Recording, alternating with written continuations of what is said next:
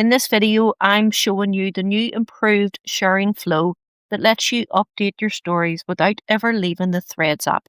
Let's dive in. First, open up your Threads app on your phone and then find any public Threads post you want to share. Tap on the share button at the bottom of the post, and then as you can see now, there is an option to directly share it to your story. Threads automatically formats your post into a basic full screen stories frame. No more jumping between apps or taking manual screenshots. There is one major catch.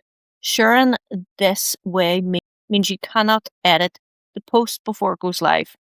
It will appear on Instagram exactly as you see it in this simple, empty looking stories template. While it's incredibly fast, it can look a bit generic compared to your usual content. So, how should you use this? Meta is using full screen prompts to encourage this because it drives more engagement between the two apps. However, since followers on both platforms might see duplicate content, don't overdo it.